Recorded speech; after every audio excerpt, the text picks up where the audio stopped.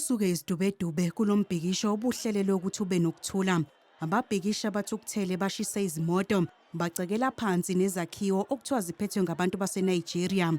Kukholakala ukuthi lolu dlame luqubuke ngemuva kwezinsolo zokuthi abokufika kuleli bagwaze ilungu lenhlangano iMarch and March ebeliyingxenye yombhikisho. Amaphoyisa akuphoqa ukuthi asebenzise isise esikhalisa unyembezi ukuzama ukulawula isimo.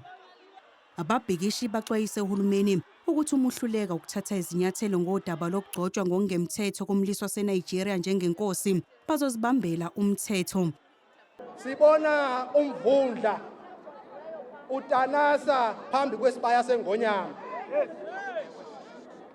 Uba umvundla utanasa esibani seNgonyama uzibizela ukufa.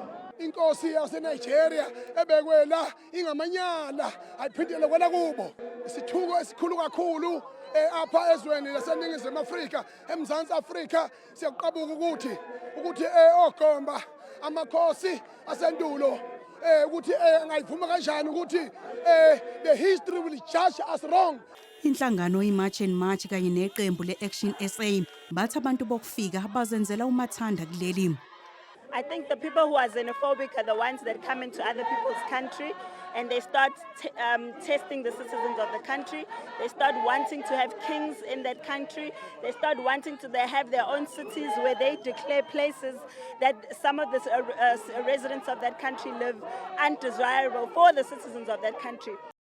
Abaholi bendabuko eEastern Cape bafuna uhulumeni abathathele izinyathelo laba ababa ingxenye yomcimbi wokugcotshwa komlisa ongumtsinto okuzimilela eNigeria njengenkosi. Imifanekiso yamavidiyo nezithombe yalomcimbi eyayisabalele ezinkundleni zokuxhumana iyona esuse umsindo.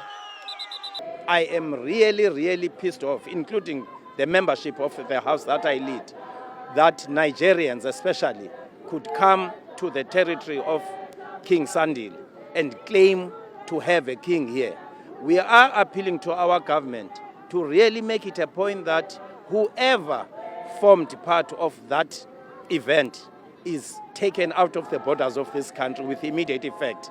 Umnyango wezokubusa ngokubambisana nezindaba zomdabu uthi ukugcotshwa kwenkosi yesizwe sama-Igbo aseNigeria kuGompo eEastern Cape akukho emthethweni.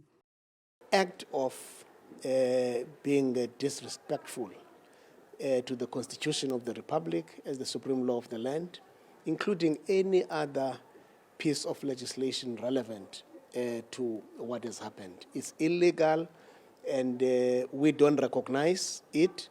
Isiphathimandla zomnyango zithi sazohlangana nazo zonke izinhlaka ezithintekayo ukuthola isisombululo kulolu daba.